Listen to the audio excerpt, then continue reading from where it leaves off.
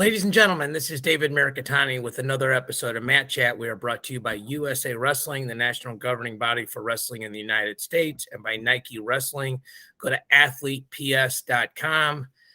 It's a real pleasure to be joined by a young man I've known for a long time. He's younger than me. He's a grown man. Your newest hire by the Black Wrestling Association, the executive director, and the pride and joy of Whitfield High School, Ryan Mango. What's going on, brother? Not much. Thanks for having me on, Coach. It's a pleasure to be here. Yeah, so we should start with you calling me Coach. So one, I'm a lot older than you. And two, we have this wrestling meet for people that don't know in St. Louis. It's called the East-West All-Metro meet. It's the St. Louis, Missouri seniors versus the St. Louis, Illinois seniors. And it's been around a long time. It's been around like, Sammy Henson, the Pearlers, myself, Tyron Woodley, Mike Chandler, Scotty Schatzman, like a lot of guys like yourself, like a lot of over the years, some really cool people wrestled in that. Mm-hmm. And usually it's pretty easy to sort out the team, but when they're state champions, two seniors at the same weight, we just try to figure it out. But if not, there's a wrestle off. I think you know where I'm going with this story.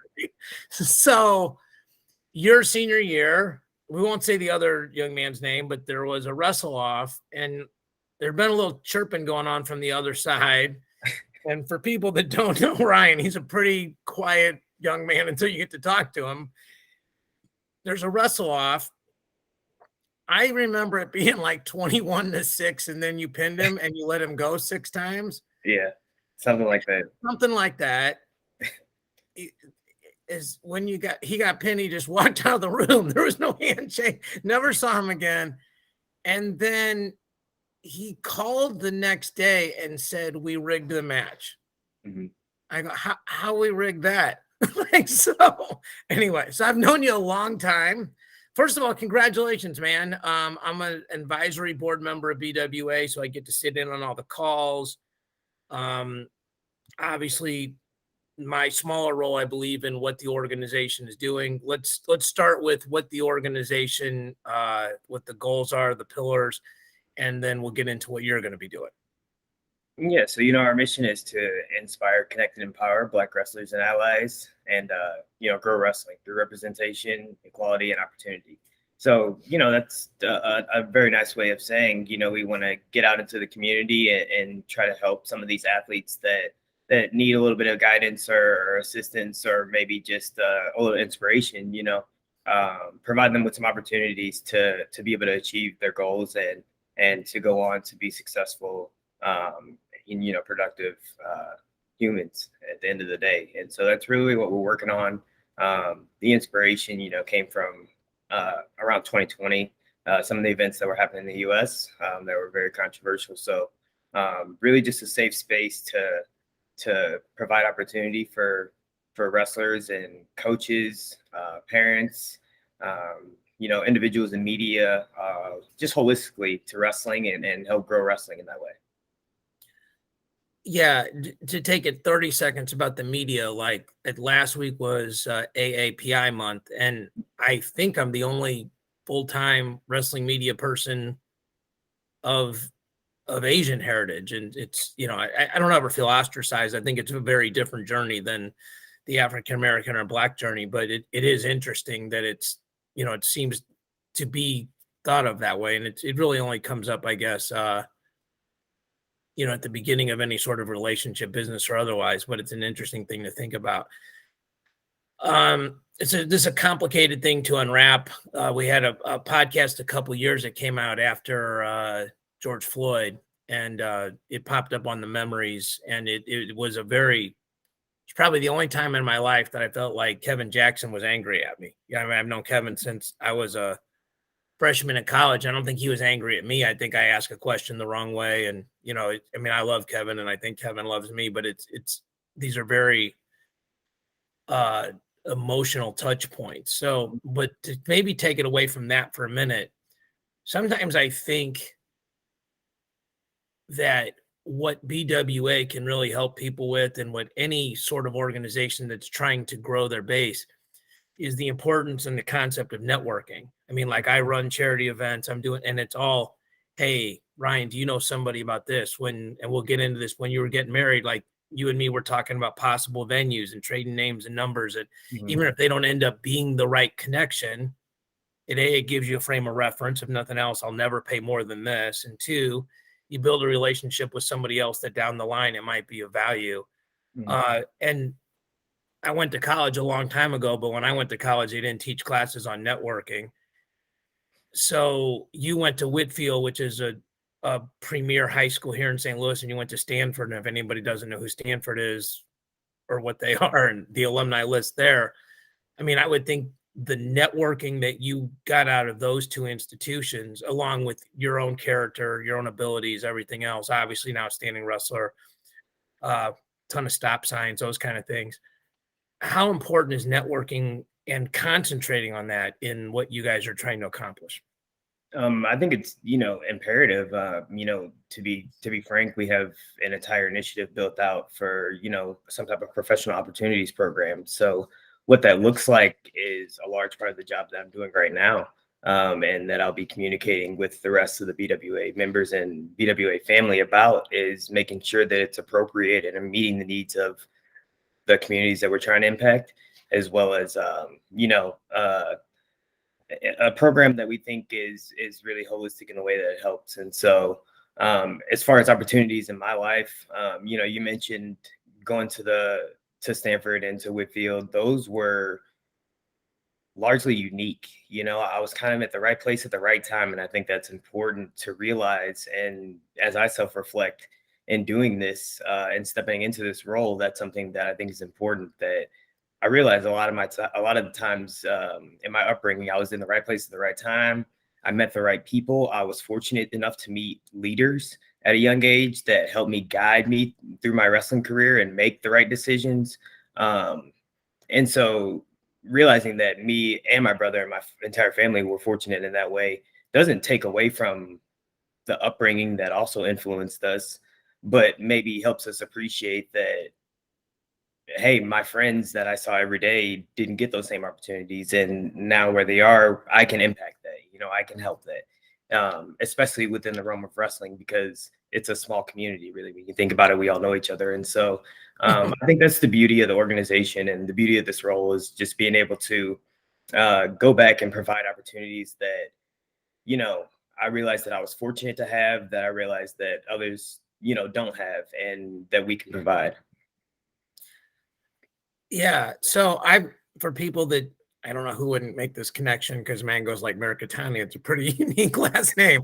Spencer is your older brother. Great career. Still, he's the world class athletic program Army Greco coach. Yes. I want to make sure I got this right. Spencer didn't start wrestling till 9th grade, right? Like he got recruited like out of the halls of CBC. Is that right? Correct. We were both football players. We played a bunch of sports. Football was our main thing. And at 86 pounds as a freshman in high school, I think I was maybe 84. My brother was 86 as freshman. He's walking around playing football at the time, but the wrestling coach found him, picked him up, was like, "Hey, you should come out for wrestling." I had never heard of wrestling, didn't know anything about it. And initially thought it was kind of weird, once my brother started wrestling. I didn't want to do it right away. But I think that probably the closing factor for me, and that I was going to make it the sport that I gave everything to, was seeing Tyron Woodley at a dual meet. He wrestled at Hazelwood Central, and my mom took us to the meet to, show us wrestling at the next level. Like, hey, do you guys want to do this? Is this what you want to pursue? And just being able to see him wrestle and compete and win, and the environment drew me in. And so that specific example in my life is something that we can provide, plenty of and more. And so you never know how big the impact is for something little, little gesture. So that's just a little bit about how we started, but we were late. I started wrestling maybe a year and a half after that, and just kind of went from there. But we were fast learners and dedicated. So how far apart are you and Spencer in age? We're 5 years. 5 years, yeah. Mm-hmm. So he started 9th grade. You probably started like around 6th grade, give or take, right? Mm-hmm. Yes. Yeah. So first of all, if I don't say this, I will be chastised the next time I see her. How is Mama Mango doing? Because she spent basically a year with us. She's very close with the Holloway family, Tyler Holloway, who wrestled for us and was the national champion. And that year, your mom was like, I have a great wrestling mom. You have a great wrestling mom, but there's not a ton of them. Tyler Holloway's mom is a great wrestling mom, but she basically adopted our team, at all the meets that were local. So how is your mom doing? She's doing well. I'll tell you. I'll make sure I tell you asked and have her tune in. But yeah, she's calmed down a bit now that we're not competing. So that's been nice. But she's still on me. She's still passionate about wrestling, passionate about BWA, and continuing to support wrestling. So doing well. Her and Mama Woodley would be a crew cheering together for anybody. Yeah. So you mentioned, and I don't want to go past this because I thought what you said was really insightful. You said that as you grew up, that like you, the person next to you, you had some opportunities they didn't, and you now fully appreciate that. You see, like, hey, my life could have gone down a different path, a different journey. Mm-hmm. I guess, why were you in a more fortunate position, and what do you think? Looking back on, like, what do you think else could have, happened if you hadn't had those opportunities? Growing up, I think the thing that really made the difference was I had that, maybe not representation, but I had leaders, like I said, in my life. Leaders that to this day I'm like aspire to be like, like a Charlie Sherritt, a Buddy Smith, Brian Jackson, like just local heroes. Their names, people on this podcast might not even recognize those names, but local heroes that really put time and effort into me. And that being said, did that taking time and effort away from themselves and their families, and the things that they have going. So I think that I was blessed in that way, and they helped navigate me and made sacrifices to get me to tournaments where I could get exposure, to get recruited, and get me to, camps where I could train with these college guys that were going to be there, or train with these, high school seniors that were really good. And so I think those things made the difference for me. As for what could have been, I couldn't tell you. I couldn't fathom what would have happened if I wasn't a wrestler. I was okay at school, but I wasn't very interested in school at that age. So don't know what would have happened there. But yeah, just think it's important to realize that there are opportunities there that you have that you got to realize that others don't have. And I think it's important also to realize on the flip side of that coin, at those schools, like at Whitfield, there was maybe one other Black wrestler that I can remember. In my high school experience at Stanford, I was the only Black wrestler on the team. So I did sacrifice in other ways, and I understand that as well. And so that's something that I will definitely, be mindful of as we continue to shape what BWA is going to, what specific impact it's going to make in the community. Yeah. Yeah. I actually went to a Whitfield graduation several years ago. One of the guys that was on the All Metro team, he and I became pretty good friends, and he invited me to it. And it was, you mentioned Buddy Smith. He and I actually wrestled in high school, so I've known him forever. Brian Jackson, he's a couple years older than me. I remember watching him win state when I was a freshman. And then Charlie, who's I think a couple years older than Brian, and Whitfield's won 12 state titles in a row. They got, in our state, they got bumped from smallest class to the next highest class and still killed everybody.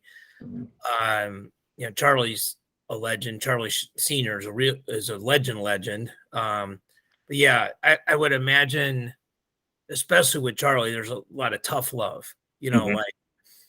I went to one of their practices, and they were getting ready for a tournament, and it wasn't like, it's like, hey, Mango, you're in charge of the uniforms. Hey, KJ, you're in charge of this. Hey, Marikatana, you're in charge of this. And I think it was pretty clear, like, there were no, well, here's what happens if it doesn't. It's like, no, you're going to get it done. So you mentioned being okay at school, but not taking it seriously, I guess. Obviously, to go to Whitfield, you need good grades. Obviously, go to Stanford, you need to have outstanding grades. Mm-hmm. when did the flip switch for you, and why? Um, I think it switched in eighth grade. In eighth grade, I went to Whitfield. I knew at that point that I was committed to wrestling. And I realized that if I wanted to go any further, my family, we didn't have the means to like pay for college. Um, and so I was going to have to make something work. And so I think that's when the flip switch, when I got to Whitfield, I, applied myself 100%. In the classroom as well as on the mat. And I think it really showed, um, in my grades as well as, performance.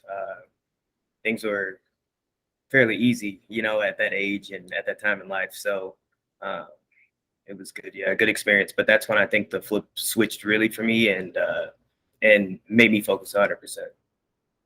It's interesting. I was reading an article about what motivates people, and they said if you break it down, it's one of two things: it's fear or greed. Mhm.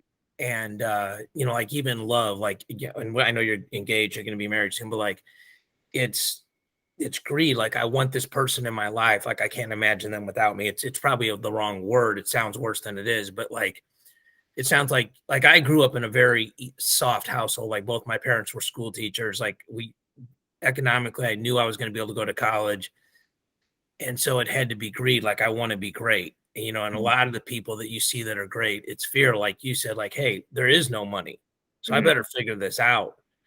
And obviously BWA is working with a lot of folks that are in the same economic situation. I was at the Beat the Streets Gala. They're working with in Chicago. They're Mhm. working with a lot of people in that scenario. And I think in a lot of ways, guys like you should be the real role models. Like, you had a great career. I mean, you may not be an Olympic champion, but unbelievable career, but you're a Stanford graduate.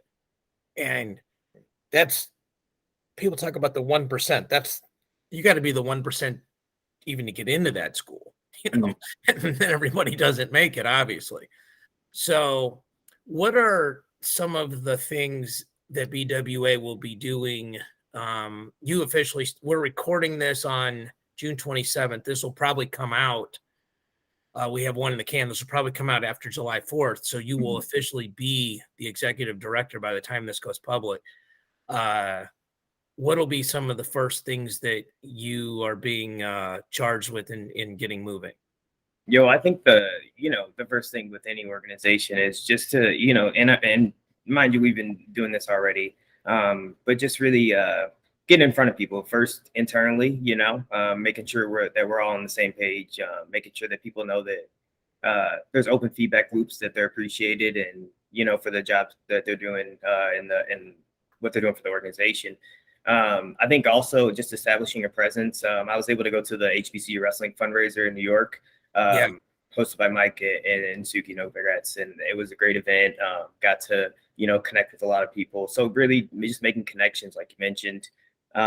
Also going to support the Beat the Streets National Duels here in Chicago this week, and meeting up Nice. with Mike Powell, who's the executive director Yes. of Bts Chicago, this week as well. So really just trying to pinpoint the ways that we can impact the community. Like I said, we have initiatives built out. We want to have a gala where we appreciate people's accomplishments and celebrate those accomplishments, and have a display of Black culture, Black heritage, and give out awards and scholarships as well. The professional development program, another initiative where we work on providing bridges, I guess, as far as resources go for media, officials, athletes, all of the above. And I think really where I'll be starting is really building out these programs and pinpointing what your dollars are going to go to if you donate to BWA, right? Like, Yeah. what Yes. substantial, like, physical evidence or thing is my money going to, once we figure that out, then I feel like it'll be a lot easier for people to get behind our mission or understand our mission, as well as donate their dollars to our mission. That'll also give us an idea of how many dollars we need. We can't just say, throw out a random number and then say, well, where's this money going to come from and where's it going to? Yeah. it'll give us a lot of structure, and I think those things specifically will help us gain some momentum in the right direction. Yeah. So normally I would just ask the next question, but as somebody who's been involved literally with BWA Mhm. and fundraising for what I do, and just having come from the Bts Chicago Gala, Mhm. I'm going to just give you my sort of reactions to that. Number one is I think Mike Powell and Beat the Street Chicago, the places I've been do or does, depending on if we're saying singular or plural people, they're as good a job as any Mhm. at communicating what the money goes to. Like when you get emails, you say like $50 will provide a young person with this, 100 will provide this, 250 will provide this. And I think people are fine with giving money if they know what it's actually going to, as opposed to like it's going to administrative cost. We've tried to be very clear with that in what I do, where we're raising money for veterans with amputations and PTSD. Like we need this much for these people to be able to get this therapy, or to pay for these things that they can't pay for themselves, that kind of stuff. So I think a direct correlation between what the money actually covers is really important. Mhm. Two, I think you going to Beat the Street Chicago there is awesome. I actually had talked to those guys, and I think I just talked to them too late. But next year, maybe we can figure out we can get on the play-by-play for the duels up there together, and I think that'd be a lot of fun. Yeah, it'd be awesome. And then I want to give you a chance. Jahi actually invited me up to the thing in New York. It was just right before Junior Duels, and I was doing the commentary for Junior Duels and trying to spend some time at home these days. So it didn't work out. But so BW, I believe, was originally founded by Nate Jackson and Kyvan Gadsden. Mhm. And then the people that I hear a lot on the calls, the people I worked with in putting the gala together last year, are Nate, Kyvan, Kerry McCoy, Jaden Cox, and then Jahi Jones is a young buck in my mind that's killing it, a huge asset to what you guys are doing at both the HBCU and the BWA level. So I wanted to give you a chance to give those guys, I don't know, what's a cool way to say it these days? Their flowers. Is that the right way to say it? Oh yeah, Give them they're their gap, whatever the right way to say it is. no, yeah, I mean, it's been an unbelievable, I'd say, experience. Being on, involved in BWA as well, pretty early on, and getting to see just the collective motion behind this idea, and to see what it's come to already, and also see that potential for growth. So I'm very lucky to be able to continue to have an impact on that, on this organization that's been built and impacted by so many already, as well as to do it side by side with HBCU wrestling. They're doing a great job already. Started the Morgan State program, which it's a shame, because this is our mission, right? They're giving opportunity, like, where you don't have to choose between culture and wrestling. That's great, but the shame is that not many people even know about it, in our community. Yeah, Jahi told me about it. That Yeah. they're hiring out coaches, for their staff. They're hiring out staff right now. Like, no one knows about these positions, but for maybe a wrestler or a black wrestler, that's coming out of college, and they don't know what they want to do yet, or they think they want to coach. Like, why not have exposure to those type of opportunities? I would love that, to be able to go to HBCU and coach. But yeah, it's been a blessing to work alongside them already, and I'm looking forward to what we can continue to build in the future. Yeah, I had Jahi on, I can't remember how long ago. It was within the last 12 months, but he's really smart, period. But he's really smart for his age. Mhm. I want to make sure, like, it's not like sometimes people say for this and it's like somehow a backhanded compliment. He's a very smart guy, period. He just, to me, like, he's figured it out without having a lot of the life experience that other people have. But he was talking about, like, I asked him, I'm like, why would somebody, like, as an African American, what is better or worse about this experience? And he talked about the phrase a predominantly white institution. I think it was PWI or something like that. Mhm. Yeah, I'd never even heard that term. Like, Mhm. and he just said PWI, and I'm like, The closest thing I know to that is Perla Wrestling Academy, and I know that's not that. So I'm like, I better ask before I get myself in trouble. So I think that there's so many, again, listening in on these calls and sort of, being a part of it. And, I remember when the gala last year, Junior Duels, like I remember you were one of the guys that went down to Black Wall Street. I remember Mhm. talking to you afterwards, and like the Juneteenth, I don't want to say Juneteenth celebration. I think that's the observation. Mhm. Um, but I thought, like, to me, that's almost like for as a Japanese American looking at the relocation camps that happened during World War II, like Mhm. that. Like my father was actually born in, like, and seeing these socially unjust situations. I think that's probably the kindest way to say it. Mhm. And understanding, like, whether you realize this or not, David, this impacted your life. Like Ryan, whether you realize this or not, this had an impact on your life, Mhm. and communicating that going forward. And I think you guys will do, and obviously, like they had asked us who were on the board to submit people's names that we thought, would good in the role that you have.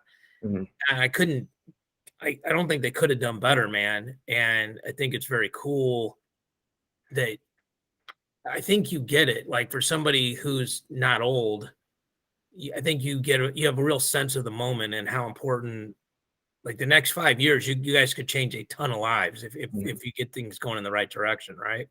Mhm. Yeah, I mean, I appreciate your kind words.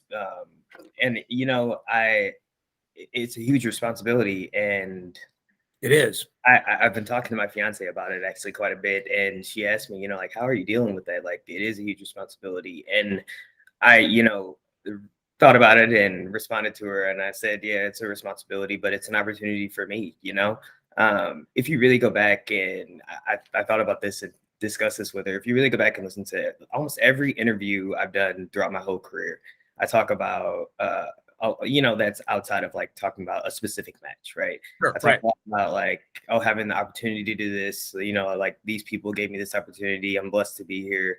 And that's very much gotten me where I am. But I feel like that is what's going to help me get like through this moment, and make or do BWA justice, is because it's an opportunity for me to give back to those, in similar situations that I grew up in, or maybe, worse situations are better, but just to get back to the sport and to grow the sport.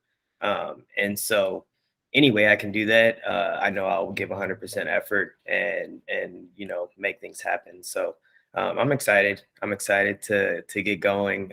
Excited to, you know, discuss a little bit more about what BWA is to the wrestling community so they get more comfortable with the organization, and excited to impact some lives at the end of the day.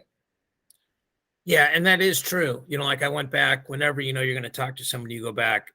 Doing recon on you is a little different, because I knew a lot of it, but just watching clips, and you do notice that certain people at a younger age sort of get that the moment is bigger than them. Mhm. And sometimes people don't, and that's not necessarily wrong. Like they're just super excited, and that doesn't mean that those are bad people or anything like that, but it's a different perspective. All right. So you mentioned your fiance, and like the two people I knew we had to mention were your mom and your fiance, so you could stay in the family and stay in the new family. I'm old enough. I'm gonna set you up to succeed here, man. Appreciate So, you. yeah, respect, right? Okay, so you're getting married on July 16th, Correct. correct? Here in St. Louis. Correct. Okay, so this is a chance. Give your bride to be a shout out. Let everybody know what's going on. Evan Henderson actually posted his registry on our podcast. So, His registry. so Okay. if you want to go hard, you can go ahead and go hard. No, I'm not gonna go that hard. But if you are interested in BWA, you can shoot me an email, rmangq@gmail.com. That's my personal. Get right to me. If you're interested or wondering how you can get involved, just let me know. Reach out. And Black Wrestling Association at gmail.com is also one that will probably eventually filter to Mhm. you, right? Yes. Yeah. Yeah. Wrestling Association at gmail.com. Yeah. All right. Wedding. What's going on? A lot's going on. Moved to Chicago. Getting married. That was a couple weeks ago. Getting married in July. and starting school actually, and in August. You're starting school in August Mm-hmm. for a doctorate, I'm assuming? Master's Masters? MBA at MBA? Northwestern. Mm-hmm. Oh, nice. And you moved to Chicago. Mm-hmm. Okay, so where are you right now? St. Louis? Chicago. Chicago. You are here. Okay, all right, Mm-hmm. nice. Or there rather. Nice. All right, cool. Okay, so anything else about BWA? Because I want to ask you about a couple other things. No, that's it. Come support the mission. Yeah. Okay. And you guys will the pub's going to be out there. I told those guys this is my own thing. Like I'm running the Oklahoma Border Brawl in March down tied to the Nationals. I think we should somehow figure out a way to partner up. Just get some cool gear made with the autographs of all the board members. Like that's an all-star, all-time lineup y'all got just on your board. Like, people say like my dad can beat up your dad, like our board can beat up your board. So, like, Greco, folk style, whatever you want, we here for that it. includes our 5 females. oh, for sure. Yeah, no doubt. Yeah, absolutely. Hammers on both sides of the gender side of a thing. So, all right, I want to talk to you about Greco-Roman. I was a guy that wrestled Greco. I was pretty good at it. Wasn't as good, obviously, as you or Spencer, but enjoyed it. And, like the Pan Ams just got done, the U17s rather, and like we killed everybody for the most part, tons of medals. Mm-hmm. And then we get to the senior level and it's not been good. I mean, I just, everybody says there's a problem. This is my opinion on what the problem is. You live this, and I've never asked you this. This is my own opinion, okay? And I'll try to set this up as quickly as I can. Most of the time when you're growing up, your goal is to get a scholarship to wrestle in college. Maybe it's to be an Olympic gold medalist, but most of the time it's to be an NCAA champion, not you, but kids in general. Mm. College coaches recruit. The single most important tournament I believe you can win in your life to get a college scholarship is Fargo Junior Freestyle your junior year. Mm. Okay, by the senior year, it's too late. And as a sophomore, you're a cadet, and you got to go prove it against juniors and seniors. And it's freestyle. And I said somebody this the other day, I was at junior duels. I didn't see any D1 coaches when the Greco was going on. And I saw 27 of them when the freestyle was going on. Mm. So I think because of how important freestyle is to college versus how important Greco isn't, and I coached a young man that was a under 20 silver medalist in Greco, and he got to college and they said, stop doing Greco. It's not why you're here. So I'm not asking you to say anything bad about Stanford, whether that happened or not. I mean, if you want to, that's fine. But do you, it's your podcast. I'm just here throwing out softballs, but what do you, am I on to something that just the culture the way it is, and doesn't matter who's in charge of our Greco system until that part of it changes, it's going to be difficult to, because I feel like there's this 6-year gap. Like, let's just say theoretically, you and I are absolutely equal in Greco, which is not true. But let's just say, and then for 6 years, so this would be a good example because you were way better at it. But for 6 years, you stopped doing it, and I keep doing it, and I'm doing it full time. I would think 6 years later, I should be a lot better than you. Mm-hmm. The floor is yours. Yeah, I think it's, like you mentioned, largely circumstantial. I think it's just by, the nature of our freestyle and folk style system, like you mentioned. I mean, you really got to look at it from a young wrestler that starts out. Well, how do you get this wrestler to be an Olympic champion, right? An NCAA champion, Olympic champion.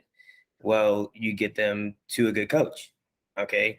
How many quality, and I'm looking at the ratio here, how many quality freestyle versus how many quality Greco coaches do we have in the US? So now accessibility is the issue, right? How are you going to get there?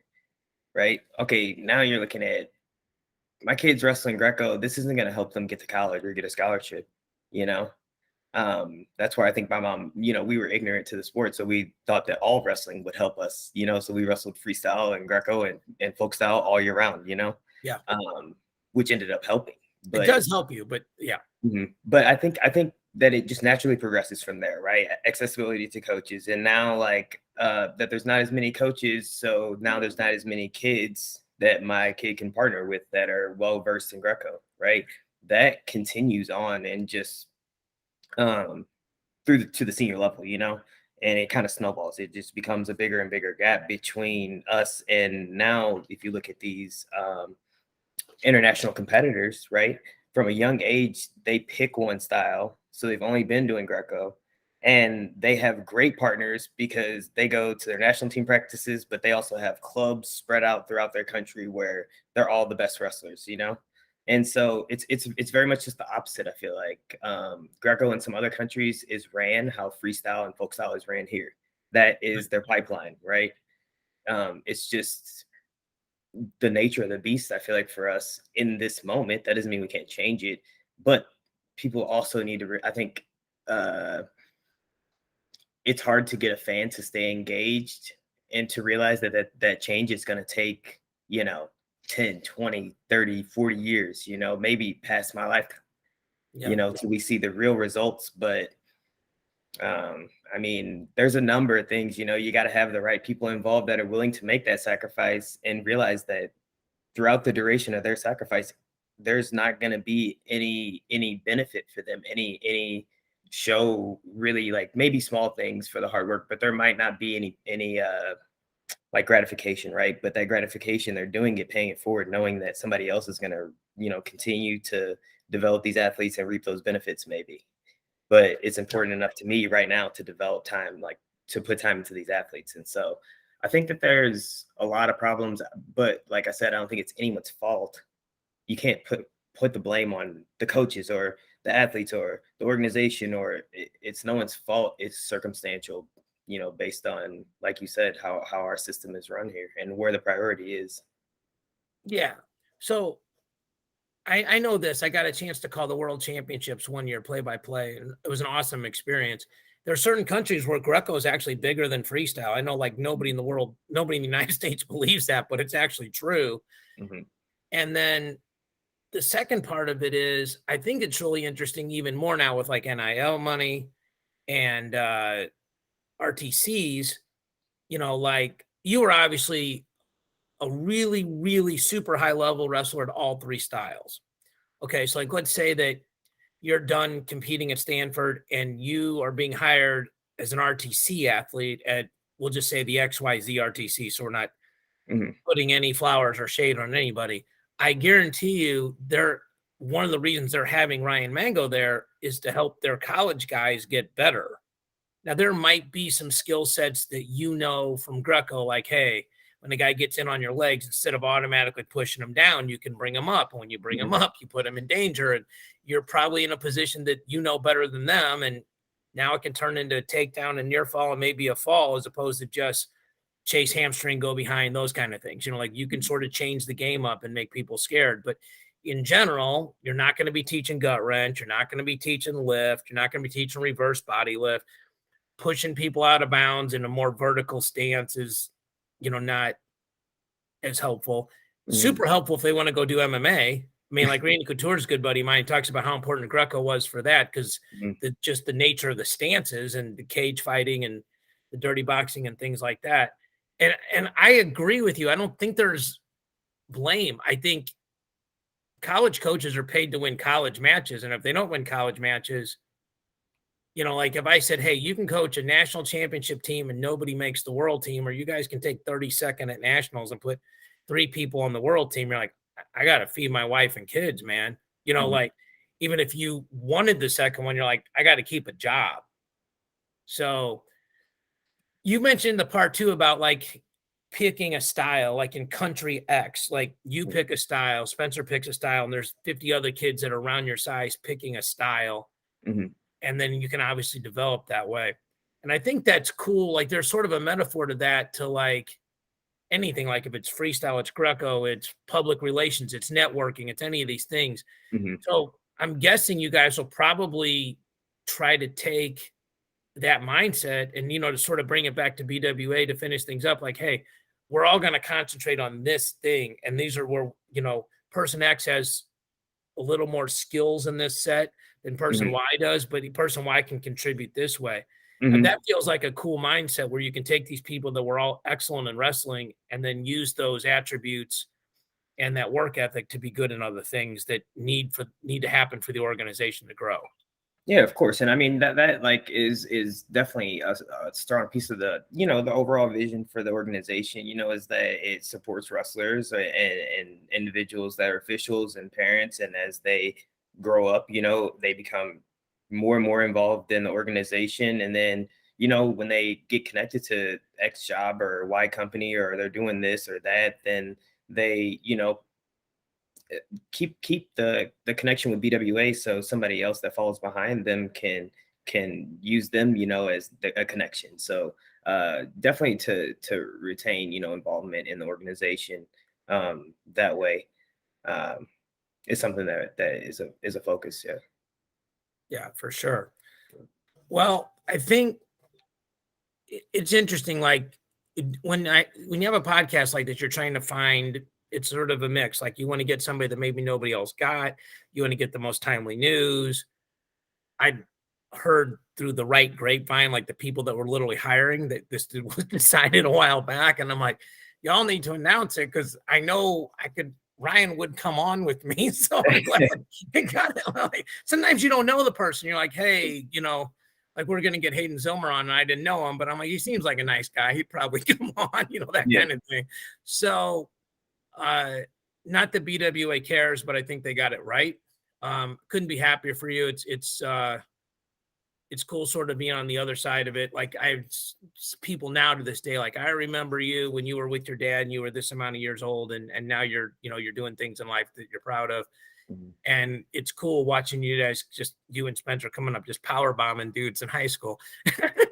Now, you've taken that level of excellence, and he's doing it in coaching and you're doing it in this area.